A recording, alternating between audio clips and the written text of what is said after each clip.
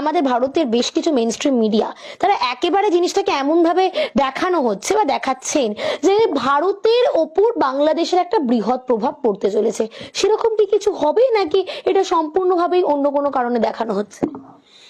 এরা একটা অভিসন্ধি করছে যে কারণে হাসিনাকে এখানে রেখেছে।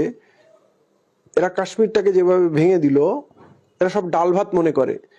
বাংলাদেশ একটা আলাদা দেশ ভাবছে, বাংলাদেশের তো বেশি গোলাগুলি নেই, ওদের মিসাইল রকেট নিউক্লিয়ার কিছু নেই, তো বাংলাদেশটা ঢুকে যাব।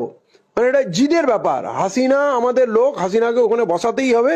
ওই যেভাবে ওই তামিলনাড়ুর সরকার পাল্টে দেয়, হরিয়ানার সরকার পাল্টে দিলাম, গোয়ার সরকার কিনে নিলাম, এই পশ্চিমবাংলা প্রেসিডেন্ট রুল করে দিলাম, এ তো সব অশিক্ষিত মাল। এরা ভাবছে যে আমরা বাংলাদেশে ঢুকে যাব, কক্সবাজারটা নিয়ে নেবো, ওইখান থেকে আমরা সমুদ্রপথে ডাইরেক্ট অ্যাক্সেস পেয়ে যাবো নর্থ ইস্টে। এসব স্বপ্ন দেখছে এবং এই কারণেই ওখানকার উত্তেজনা তৈরি করছে। তোমরা ওখানে গন্ডগোল পাঠাও, আমরা সুযোগ বুঝে, যেমন ওই রাশিয়া ইউক্রেনে ঢুকে গেল, এরা নিজেকে সুপার পাওয়ার মনে করে, ভাবছে বাংলাদেশে চলে যাবে। কিন্তু এই যে পরিণতি হবে, ওখানে রাশিয়া আসবে, চায়না আসবে, আমেরিকা আসবে, পাকিস্তান আসবে। এই যে ফিলিস্তিনের মানুষের কাছে খাবার নেই, তাদের হয়ে যুদ্ধ কে করছে? জর্ডান করছে, হুতিরা করছে, ইয়ামানের হুতিরা করছে, ওদিকে ইরান করছে, ওদিকে আরো অন্য অন্য দেশ লজিস্টিক সাপ্লাই দিচ্ছে, রাশিয়া তাদের টেকনোলজি দিচ্ছে, নর্থ কোরিয়া দিচ্ছে। তাহলে পৃথিবীতে বড় বড় সুপার পাওয়ারকে আমরা হারতে দেখেছিলাম। যখন ভিয়েতনামে গেছিল আমেরিকা, দীর্ঘদিন যুদ্ধ করার পর হেরেছে। আফগানিস্তানে 20 বছর যুদ্ধ করার পর হার মেনে চলে গেল। আফগানিস্তানের লোকের কাছে কি টেকনোলজি ছিল? পায়ে চটি ছিল না, কিছু ছিল না। তার মানে তুমি এইটা কোথাও কোনো ভ্যাকিউম ভেবো না যে আমি বাংলাদেশটাকে দখল করে নেবো আর কেউ কিছু বলবে না।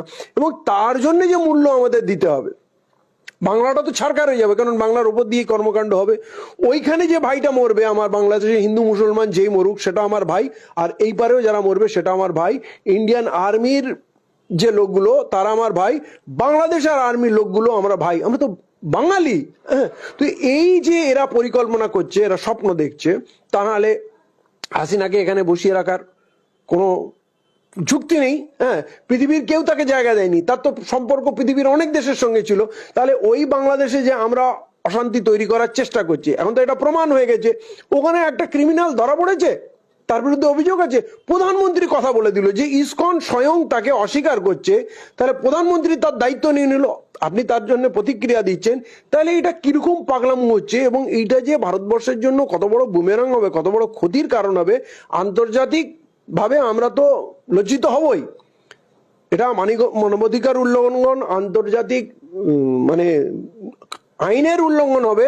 এবং প্রতিবেশীর সঙ্গে প্রায় সম্পর্ক নেই, শ্রীলঙ্কার সঙ্গে সম্পর্ক নেই, মালদ্বীপের সঙ্গে সম্পর্ক নেই, নেপালের সঙ্গে সম্পর্ক নেই।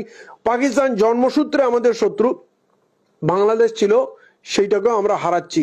তাহলে আমরা দেশটাকে কোন বিপদের দিকে ঠেলে নিয়ে যাচ্ছি? নাকি এই করে এরা অস্ত্র কেনা বেচা করবে বা ডিফেন্সের মাল মশলা নিয়ে, এতে তো হিসাব গরমিল করতে খুব সুবিধা হয়, কারণ সিক্রেট ডিল হয়, কোন মাল কত কিনেছিলাম কাউকে বলার দরকার নেই, আমার কাছে কত বারুদ ছিল আর যুদ্ধে কত মিসাইল খরচা হয়ে গেছে কিছু জানা নেই। এখানে একটা ফেক ওয়ার করে লক্ষ লক্ষ কোটি টাকার একটা ম্যানিপুলেশন হবে। তো এদের মাথায় ভালো বুদ্ধি তো থাকে না, বাংলাদেশটাকে খুঁচিয়ে ঘা করা হচ্ছে। এবং এই যে কার্যকলাপটা এরা করতে যাচ্ছে, এটা খুব ভয়ঙ্কর। দেশের মানুষ যদি এখনই এদের বুঝতে না পারে, তখন যুদ্ধ আমরা কখনো চাই না, সেটা ফিলিস্তিনে হোক, সেটা আফগানিস্তানে হোক, সেটা রাশিয়া হোক, ইউক্রেনে হোক, বা ইউরোপে হোক, আফ্রিকায় হোক, বা ভারতবর্ষে হোক। যুদ্ধ কখনো ভালো কিছু করে না। এবং এরা যেই জায়গায় খুঁচিয়ে নিয়ে যাচ্ছে, অলরেডি বাংলাদেশ কিন্তু হুমকি দিচ্ছে, আমরা কিন্তু ভারতকে ভয় পাই না, পৃথিবীর সমস্ত দেশ কিন্তু আমাদেরই পাশে দাঁড়াবে। ইউনুস সাহেব অলরেডি বিবৃতি দিয়েছে, তার মানে সেও আগাম সিগন্যাল দিচ্ছে এখানে আসলে কিন্তু তোমার জন্য ভালো হবে না। তাহলে এইটা কি খুব আকাঙ্ক্ষিত প্রতিবেশীর সঙ্গে? তো ওটা আমাদের ডিপ্লোম্যাটিক্যাল ফেলিওর। অলরেডি হাসিনাকে এখানে রাখাটা একটা ব্লান্ডার। মানে একটা দেশের পলাতক প্রধানমন্ত্রী, বহিষ্কৃত প্রধানমন্ত্রী, তাকে এখানে প্রোটোকল দেওয়ার তো কিছু নেই। আমরা অন্য দেশের প্রধানমন্ত্রী আসলে তাকে প্রোটোকল দেবো, সম্মান দেবো, কিন্তু সে তাদের দেশের পলাতক ব্যক্তি, এখন সে প্রধানমন্ত্রীও না, তাকে গুছিয়ে রেখে লাভ কি? ওনার পরিকল্পনা কি? এখনো পর্যন্ত নরেন্দ্র মোদী বলেছে কি যে হাসিনাকে আমরা এই কারণে আশ্রয় দিলাম, এবং প্রথমে বলেছিল আমরা টেম্পোরারি আশ্রয় দিচ্ছি, উনি পরে উনার চলে যাবেন। তো হিউম্যানিটেরিয়ান গ্রাউন্ডে টেম্পোরারি আপনি ওনাকে আশ্রয় দিয়েছেন, মেনে নিলাম, তাহলে এখন তো 3 মাস হয়ে গেল, এখন কি এটা টেম্পোরারি? আর যদি পার্মানেন্ট থাকে তাহলে আপনি তার যুক্তি দেখান কেন তাকে রাখছেন, আর ভারতবর্ষের তাতে লাভ কি সেটা তাকে বলতে হবে। এখনো পর্যন্ত উনি কোনো কথা বলেননি।